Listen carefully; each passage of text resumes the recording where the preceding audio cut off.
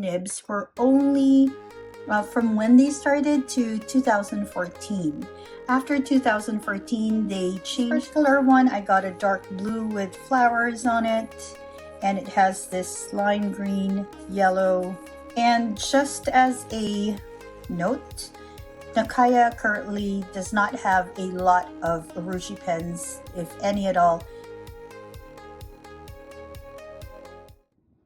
Hi, this is Kai from Kikai Craft, and I would like to share an unboxing of a Grail pen from me. I consider this a Grail pen because I was looking for a specific pen of a specific size and from a specific period. And on top of that, I was also looking at a nib that would really call out to me. So there's like a lot of factors that were coming into play with this purchase. And I was so very surprised when I found it. So just a little story behind the purchase of this pen. So I was looking at getting this pen and maybe saving up for it because it does cost a pretty penny sometime like mid 2024. And to that end, I sent a message to a sourcing group. Well, they source and they also offer really hard to find pens. That would be the Manila Penography group, and I do converse a lot with Calvin from that group. So I sent him a message and asked him if he knew of any pens that were available of this maker and of this size. And lo and behold, he actually had one, and it was from his personal collection. He also showed me the pen, he showed me the nib it was going to come with, and all of that just came together, and I super enjoy what I got. Now, let me just go through an unboxing with you. So if you have seen this box, you're familiar with it. This is a Nakaya pen from Japan. When you get yourself a Nakaya pen, it'll come with this outer sleeve. This is, it's a textured sleeve. It's very nice. And this is, if I'm not mistaken, it is rice paper with some silk sort of pressed into it as well. That's what you see glittering right there. It's paper. There's really not a lot of decoration on it, and it's just a very simple piece.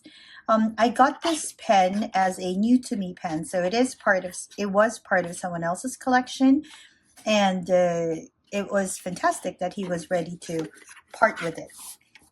Okay, so when you remove the pen box from this rice paper with silk thread sleeve, you get yourself a box that looks like this. This is a very special material on this pen box. It's called Paulownia, if I'm not mistaken, and it is a termite resistant, fire resistant. It's like, I don't know, fantastic. If you haven't heard me speak about it, I think I spoke at length about Paulownia wood, the Princess wood, if I'm not mistaken, in my F-Inks unboxing, and I'll leave a link up there for you.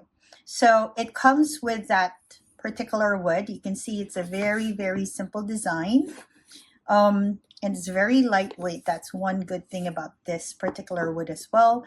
I don't read Japanese. I just went and on Google Translate and just basically had this in the finder, and this is supposed to read special pen, and this is supposed to read made by Nakaya.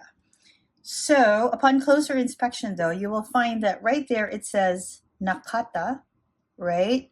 Which is quite interesting because Nakaya is the name of the brand, the company, but the name of the president of the company, the person who started it all, well, the family is the Nakata family. Now, if that name is familiar to you, that's simply because they are also behind the Platinum pens. Very quick history lesson. So the Nakaya company, which was the original name of the Platinum, started in 1919. And then about 10 years later, they had an offshoot called Platinum. I have a little sheet here that actually I wrote all my notes on it, just like part of my pen encyclopedia. And okay, going back to that, and they started making Nakaya pens sometime, okay, I could be very wrong about this, but early 2000s or late 1990s. Okay, I could be wrong about that. So Nakata is the family name, coming from the Nakata family behind Platinum, which was previously Nakaya pens. And they are quite, the Nakaya line is quite high end. I wouldn't even say line because it's not really under Platinum. It's like a different office altogether. And that particular office started 2002, 2003. And it only has like a very small number of employees. In fact, if I'm not mistaken, about 3 retired Platinum pen makers manage all the pens. So these pens are super highly sought after because apart from the fact that they use super limited materials, they are also limited by the number of people who make these pens. So that actually explains why there aren't a lot around and the high price for each one. Okay, so again, this is the box, and basically just pull it up. There's nothing here except some satin cushion thing. And then you have the pen rest, pen bed. Okay, and it's this velvety thing that we see in a lot of like luxe materials. Now, when you get a pen nowadays, what you will get would be this kimono sleeve, and it's made with silk.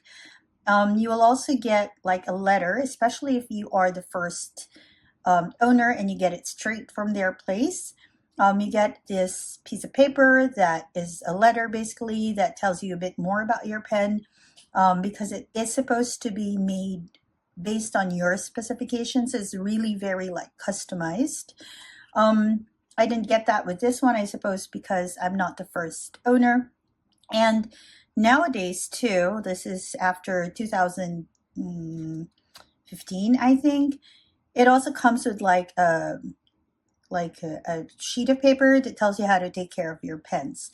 Now, because this particular set is actually pre 2014, 2015, I don't have all that paperwork, at least according to research and Calvin from the Manila Penography.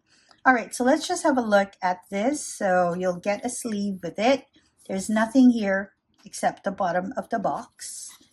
Okay, and this beautiful silk sleeve, also oozes quality. It has this lovely like stopper and this ribbon material, very durable. It's not like garter. It's actually like, it doesn't stretch at all.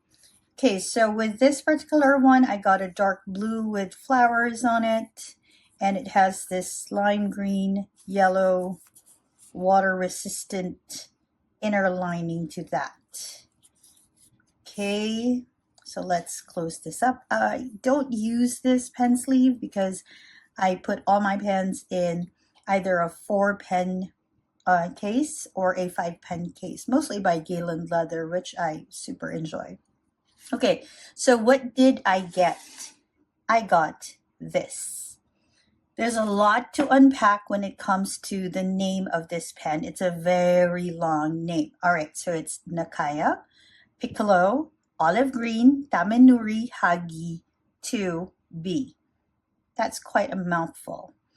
Okay, so let's go ahead and unpack it as we go through the pen. Okay, so first off, it's Nakaya, which means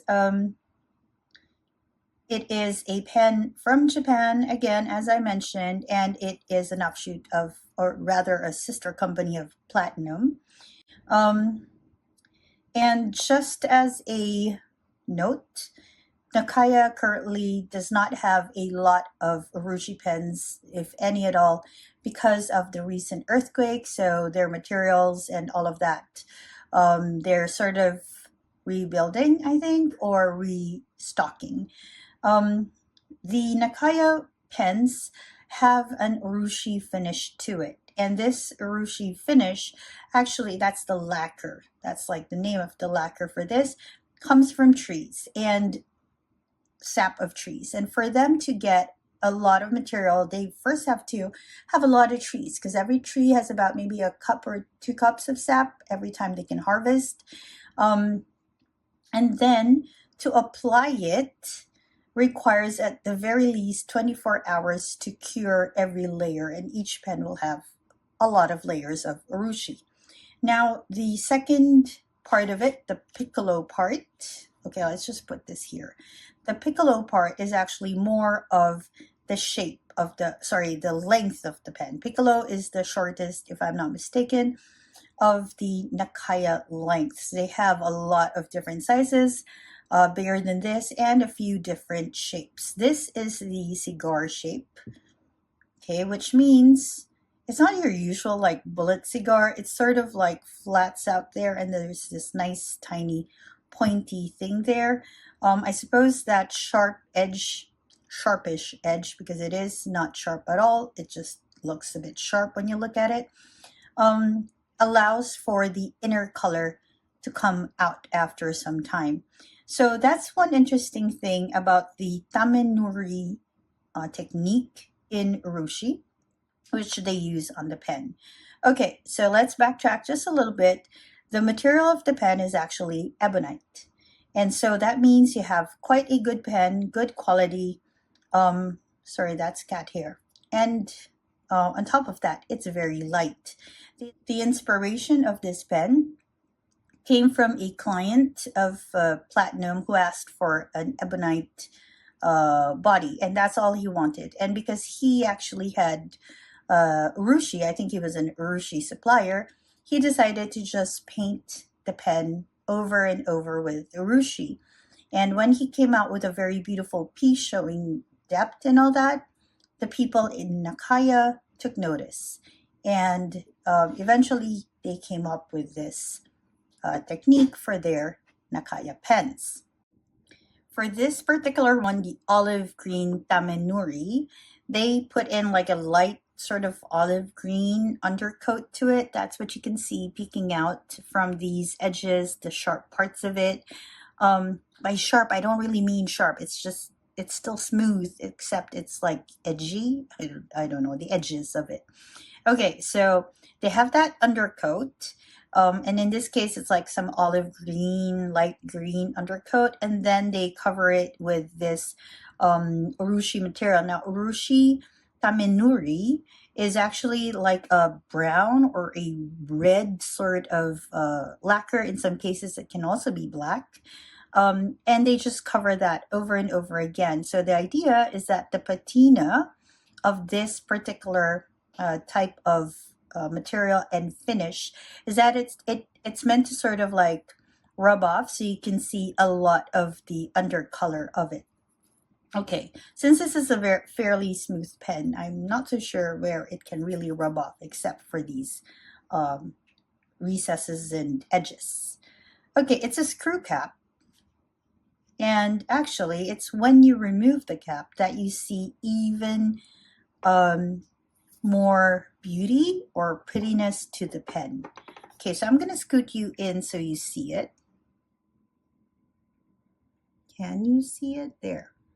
Okay, so the section of this pen is a very interesting section. It's like a special request.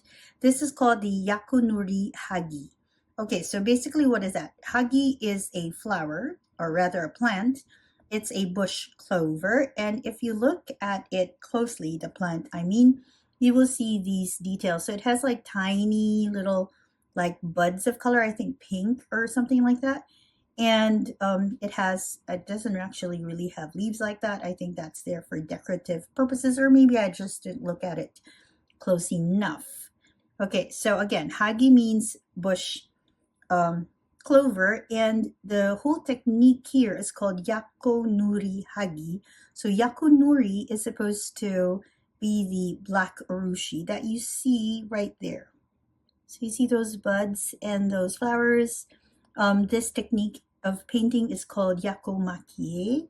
So I suppose that has to do with the black painting that they use on it. And it also has gold powder. You'll see it more clearly here on this part of the section. But if you look here, they also put in some gold dust there as well. Okay. The interesting part of this particular pen, and this is, I suppose, a little bit of why I mentioned year earlier as part of the consideration. I didn't quite know it when I got it, but so first of all, I wanted to get something that was not a new pen. I wanted it before, I suppose, the earthquake, because I wanted like oldish material with oldish quality in it. That was like one of the draws for me. And then, okay, on top of that, right, when he showed this to me, he also told me that the nib that it came with is a flex nib. And if you have been following me for some time, I am a sucker for flex nibs. And so the idea that I also will have it in flex nib, that really definitely was not like something I was aspiring for, but the fact that it had it just made it even more graily pen for me. Okay, the nib is a platinum nib because you must remember that it does come from the platinum family. So the nib is a platinum nib, but right there, you will see that instead of platinum, it says Nakata, and that is important because the Nakata nibs were only from when they started to 2014. After 2014, they changed that Nakata to Nakaya. And there's really no difference based on all the conversations I've been reading on the Fountain Pen Network and other platforms as to the quality of the nib itself. It just really is an imprint change. You'll also see underneath that it is a 14K and it's monotone. So there's just one color. One interesting thing about the Nakaya pens is that the nib actually patinas as well. So as you can see here, there's already some change in color to it. And I think that really makes it a very, very interesting piece. Okay, because ADHD brain, I've forgotten if I've actually mentioned the fact that the section is also an important thing to look at, because for this particular pen, coming from the years that it was made, still has this section with the thread that has urushi lacquer over it as well, because I think some of the newer ones now have like a metal thread. Not all of them, but some of them. Okay, it's really a nice piece to write with. Okay, so going into the filling mechanism, this again, because it does come from the platinum family, has a platinum cartridge, which is included in the package. In fact, if you get it brand new, I was looking at the site, you also get a box of platinum ink cartridges to go with it, as well as the converter. I'm thinking of getting a platinum converter with all the paintings on it. That would be sweet, wouldn't it? If you open it and then there's like painting. I don't know which one yet. And again, you just need to screw it in. Now, if you're looking at getting one and was a little confused with the lengths, I thought I'd share a little bit of the length with you, compare it with a few other more commonly collected pens or bought pens. So let's just set this up for you. Okay, so I hope you see the whole length of the pens. I currently have the Mont Blanc calligraphy pen. I think this is like a 149, but it's a little smaller. So some people say it's like a 146. I don't have any of those, so I can't really directly compare that. You have your Lamy, you have your Platinum 3776. For the vintage collectors, if this is something you're looking at, I also included the Parker Vacuumatic. I think this is a 53. Then we have the Bohem for the pocket pen collectors, and of course the ubiquitous Kaweco. This is the Ebonite, Kaweco Ebonite, their 140th year offering. Okay, so if I were to put it in, I think, let's move this aside for now. I think it's comparable to the Vacuumatic, if I'm not mistaken. Okay, so it's around the length of the Vacuumatic when it's capped. This is important because you need to know how long it is when you're thinking about where you're going to store it if you're not going to store it in the kimono that it came with. But we're going to go ahead and uncap these pens because I also want you to have an idea of how long or how big it is when you start writing with it. So let's uncap all of this so you have an idea of that. You will see that actually there's a bit of a size difference. So this is actually longer capped, but this is longer capped. So, I mean uncapped. Okay, you're now going to see a lot of like size or length differences. It's always like interesting for me when that happens because when I first started with collecting, I thought the length of the pens capped was all that I needed to know. But actually, it's the length of the pens when they're uncapped that you need to consider because that's your writing length. Okay, so we already know that the Kaweco will definitely be shorter. It's a much shorter pen. So instead of just having it uncapped, I'm going to go ahead and post it because it's actually a bit more comfortable when you post it. And I don't post a lot of my pens, but the Kaweco I do, the Kaweco Sport. Okay, so this is now how it looks when they're uncapped. It is actually shorter than your Kaweco when your Kaweco is posted. I mean, if you look at all of it, it's shorter than any of them. I always find this an interesting thing. Okay, so if you have a Platinum 3776, this is how it's gonna land on your hand. And if you have this, it's gonna be like girthier and actually it feels more stable. If you have your Lamy, this is how it's gonna be, much longer on this side.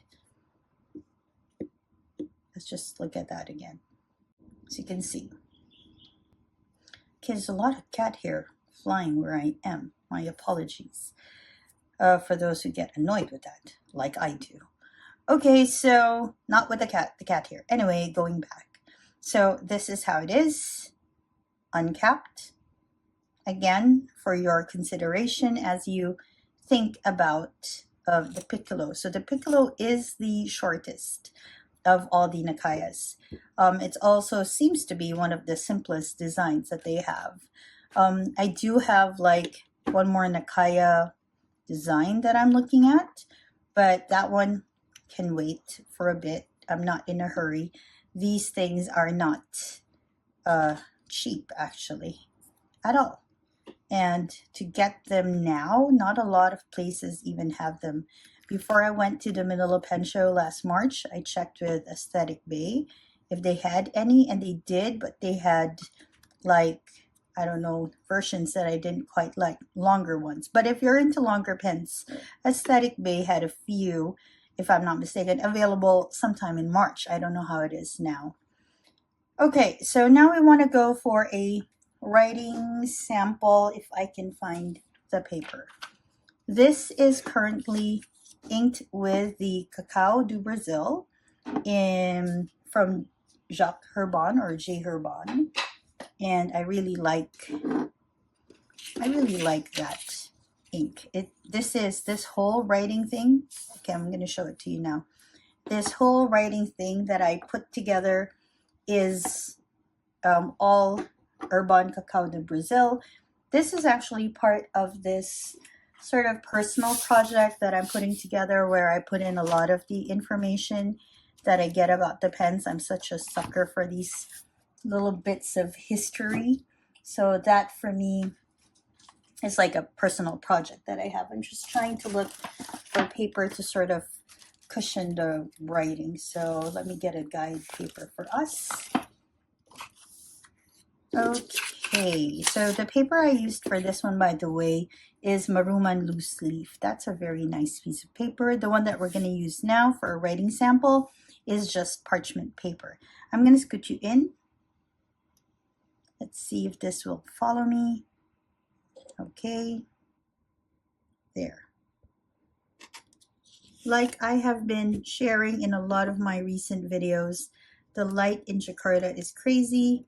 It's like sunny 1 second and then very cloudy and then maybe it'll start raining. So I'm sorry for the fluctuation in light. Okay, so thank goodness this is not a an ink swatching video. Okay, so let's go ahead and just write that this is a Nakaya. So I'm not gonna put in pressure here. This is just my pen gliding over the paper. Okay, it's quite nice actually. And then let's put in a little bit of pressure because it is a flex pen. Okay.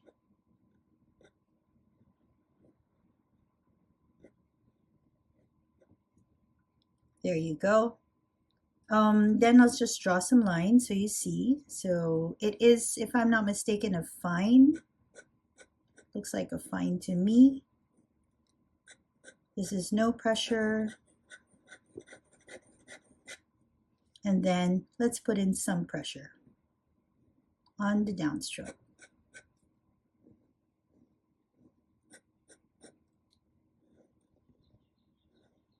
So snapback is quite good for flex pen or flex nib users out there. Familiar with snapback, you know very well that that is a very important thing to consider when using a flex nib pen. If you are new to using flex nib, snapback is just basically the ability of a nib to go from thin to thick and then to thin again really quick. Because if you have used a few different types of flex nibs, you'll see that sometimes this movement from thin to thin is not as easy. Sometimes you start with thin, you go with thick, and then even as you come up, it's still thick. And then it maybe becomes thinner, and then it's thick, and then it's still thick as you go up when it's thinner. I mean, it's not as quick in getting this part of it, the thick to thin. Okay, so if it's like fast writing, how does it work? The feed actually works well with this pen. The ink pairing is also fantastic, if I may say so myself.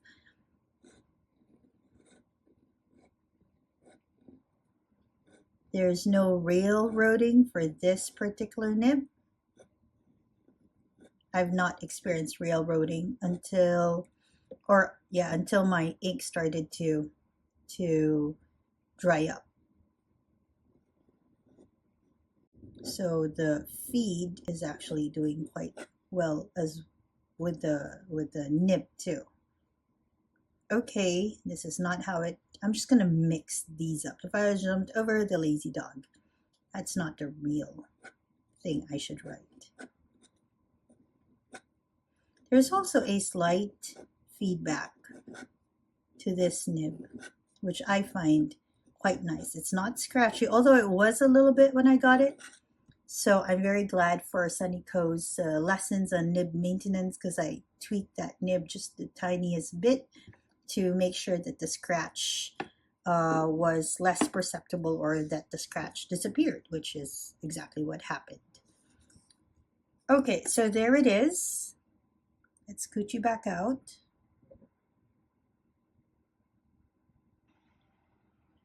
Okay. Yeah, I think that's it. As you can see, the light is turning again into this nice yellow glow, and it was a bit gray blue earlier. Again, please forgive the whole setup. I'm trying to make it as bright as possible. Anyway, okay, so I think that's about it for the Nakaya Piccolo. I don't have so much information right now. I know that this is just basically the tip of the iceberg. The Nakaya fountain pens provide so much, like, things to discover and learn. Like, there are different names for the different finishes, the different undercoats. There are a few finishes that were available early, like the red ones and the black ones. And then they had the blue ones, the green ones, and eventually they had the purple ones. So there's like this whole history just with the finishes. And then they have a lot of other things about their pens that are super interesting. But I thought to just limit it to the pen that I have right now. Okay, I think we're gonna pause right there. And I would like to see myself grow just like I grew in my understanding of Mont Blancs. I'm not saying I'm an expert there, far, far from it, but at least I think I've learned quite a bit in the past year of like looking at pens. So I hope that this is some sort of a marker of where I started to learn as much as I could about the Nakaya pens. This is Kai from Kikai Craft, and I hope that wherever you are having a great day or a restful evening. Bye, everyone.